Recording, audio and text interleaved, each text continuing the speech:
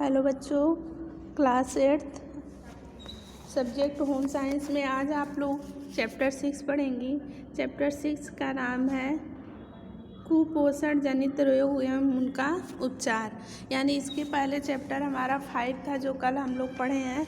आज हमारा चैप्टर 6 है जिसका नाम है कुपोषण जनित रोग एवं उनका उपचार। ठीक है, तो सबसे पहले हम बात करते हैं कुपोषण। कुपोषण क्या होता है, यानी कुपोषण का अर्थ, यदि आहार में आवश्यक पोषक पदार्थ नहीं मिल पा रहा है अथवा उसकी पर्याप्त मात्रा नहीं मिल पा रही है या आवश्यकता से अधिक मिल रही है, तो ऐसे पोषण को हम क्या कहते हैं, कुपोषण कहते हैं। यानी जो हमारा आहार होता है, जो हमारे भोज्य पदार्थ होते हैं, उनमें यदि हमारे शरीर की आवश्यकता से अधिक पोषक तत्व मिल रहे हैं या शरीर की आवश्यकता के अनुसार नहीं मिल पा रहे हैं, इन दोनों अवस्था को ही हम कुपोषण कहते हैं। यदि हम संतुलित आहार की आवश्यक मात्रा ग्रहण कर रहे हैं तो हम स्वस्थ रहते हैं। यह पोषण उचित पोषण के नाम से जाना जाता है। किंतु यदि हमारे भोजन में किसी भी प्रकार का आवश्यक भोज्य पदार्थ नहीं है या उसकी पर्याप्त मात्रा नहीं है, यदि है तो अधिक है, तब हमारे शरीर की कुछ असामान्यताएं उत्पन्न हो जाती हैं, जिससे शरीर में विभिन्न प्रकार के विकार पैदा हो जाते हैं और हम बीमार पड़ जाते हैं। तो इस प्रकार के पोषण कुपोषण कहलाते हैं। प्रत्येक व्यक्ति श्रम करता है जिससे उसे क्या हो लगती है, भूख लगती है, या यूँ कहें कि प्रत्येक व्यक्ति जीवित रहने के लिए भोजन की आवश्यकता होती है। भूख शांत करने के लिए प्रत्येक व्यक्ति अपनी स्थिति के अनुसार क्या करता है, भोजन ग्रहण करता है। यह भोजन व्यक्ति को कार्य करने की ऊर्जा प्रदान करता है। यह ऊर्जा व्यक्ति को कार्य करने योग्य बनाती है। प्रत्येक शरीर को उचित पोषण की आवश्यकता होती है और यह पोषण उसे संतुलित आहार से ही मिलता है। संतुलित आहार ग्रहण करने से व्यक्ति अनेक रोगों से बच सकता है और उचित पोषण उसको मिलता है। उचित पोषण स्वास्थ्यवर्धक होता है। ठीक है, उचित पोषण के अभाव में व्यक्ति कुपोषण का शिकार हो जाता है और कुपोषण की अवस्था में व्यक्ति को उसकी अनेक आवश्यकता के अनुसार भोजन नहीं मिल पाता है, तो इसे ही हम अल्प पोषण या कुपोषण कहते हैं। तो सबसे पहले हम समझेंगे कि संतुलित आहार क्या होता है। तो संतुलित आहार जो होता है, हमारे भोजन में दाल, सब्जी, दूध, दही, रोटी, फल आदि सब सम्मिलित हो तथा एक निश्चित मात्रा में हो। लेकिन कुपोषण की स्थिति में किसी चीज़ की अधिकता या कमी आ जाती है, जैसे घी की अधिकता से क्या होता है, मोटापा आ जाता है, तब भी व्यक्ति कुपोषण का शिकार हो जाता है। और यदि हमारे पोषक तत्वों की भोजन में कमी है, तब भी हम कुपोषण के शिकार, यानी दोनों अवस्था में। ठीक है, पोषक तत्वों की अधिकता भी हमारे लिए कुपोषण का शिकार हो जाते हैं हम, और कम भी हम कुपोषण के शिकार हो जाते हैं। तो सबसे पहले हम बात करते हैं कुपोषण से होने वाली प्रमुख बीमारियां। जब व्यक्ति को पर्याप्त पोषण नहीं मिलता तो व्यक्ति क्या हो जाता है, कुपोषण का शिकार हो जाता है तथा व्यक्ति में पोषक तत्वों की कमी से अनेक बीमारियां हो जाती हैं। पोषक तत्व की कमी से होने वाले रोगों को स्वास्थ्य विज्ञान की भाषा में अभाव जनित रोग कहा जाता है। जब किसी व्यक्ति के शरीर में पोषक तत्व की कमी हो जाती है, तो ऐसे में सामान्य भाषा या स्वास्थ्य विज्ञान की भाषा में उसे हम अभाव जनित रोग भी कहते हैं। ठीक है, संक्षेप में कुपोषण की कमी से होने वाले रोग निम्न हैं, जैसे स्कर्वी, बेरी, सूखा रोग, घेघा, एनीमिया, पैलेग्रा, क्वाशियसगर आदि अगर इत्यादि पोषण मिल जाए तो रोगों की संभावना बढ़ जाती है। अगर अत्यधिक पोषण भी शरीर को मिल जाए तो रोगों की संभावना बढ़ जाती है। जैसे यदि अधिक आप वसा लेंगी तो मोटापा, मधुमेह, रक्तचाप, हृदय आदि, यानी जब पोषक तत्व की कमी होती है तब भी हम बीमारी के शिकार हो जाते हैं, स्कर्वी, बेरी, सूखा नाम, और जब अधिकता होती है तब भी हम कुपोषण के शिकार होते हैं। अतः व्यक्ति को हमेशा संतुलित आहार लेना चाहिए। अच्छा, कुपोषण के कारण क्या है, एक व्यक्ति कुपोषण का शिकार क्यों होता है? तो पहला रीज़न है उसका, मनुष्य की उसकी आयु व्यवसाय तथा आवश्यकता के अनुसार पौष्टिक भोजन न मिलने से वह क्या होता है, कुपोषण के चपेट में आ जाता है। प्रत्येक व्यक्ति की आवश्यकता एक जैसी नहीं होती है, उसको वो किस पे डिपेंड होता है, उसकी आयु पर, व्यवसाय पे, उसकी आवश्यकता अनुसार। ठीक है।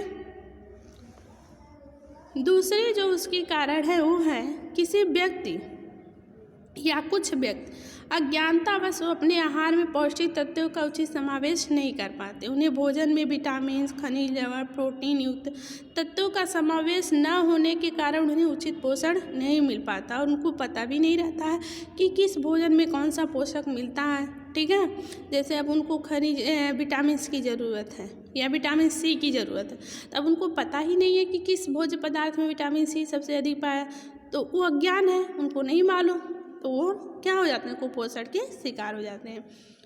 तीसरा जो रीजन है वो है स्वच्छता भी भोजन की पौष्टिकता को बढ़ाने का एक प्रमुख कारण है और स्वच्छ विधि से पकाए जाने पर भोजन की पौष्टिकता क्या होती है, बढ़ जाती है और कुपोषण की स्थिति उत्पन्न नहीं होने पाती है।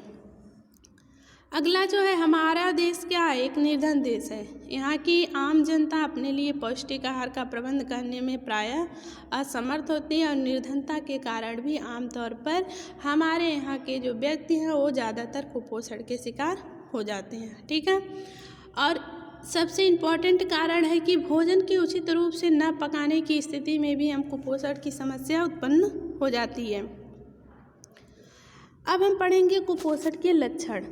कुपोषण के लक्षण हम कैसे जानेंगे कि कोई व्यक्ति कुपोषण का शिकार है, तो हम सबसे पहले बात करते हैं कुपोषण के लक्षण के बारे में। पहला है भूख ना लगना और पाचन शक्ति का क्षीण होना।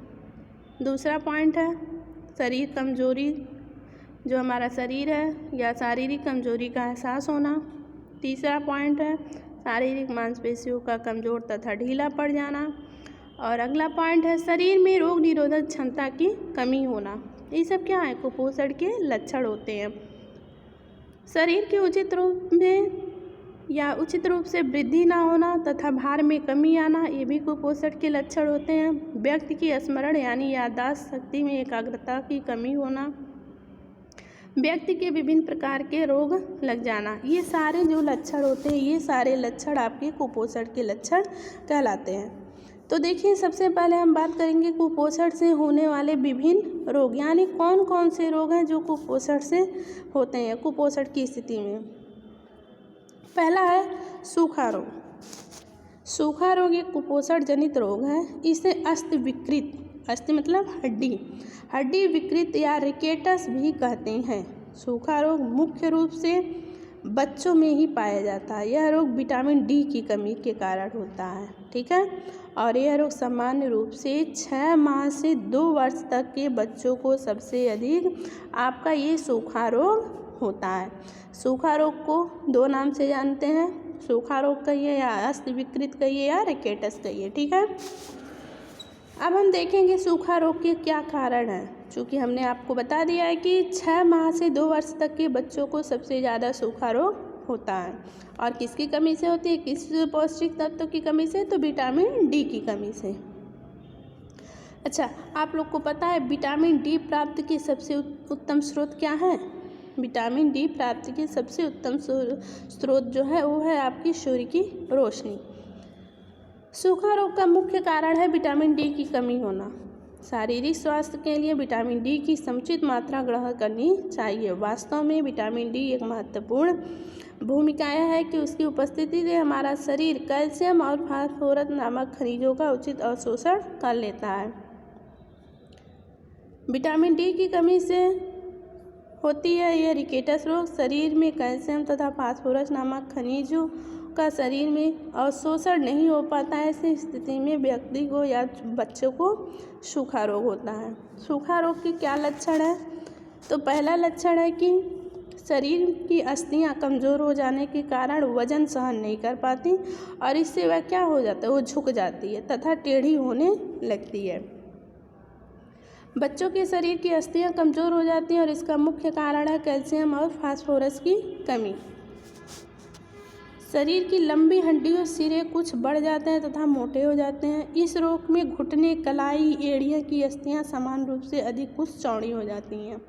अगला जो लक्षण है, इस रोग में बच्चे का पेट बढ़ जाता है तथा कुछ आगे निकला हुआ सा प्रतीत होने लगता है।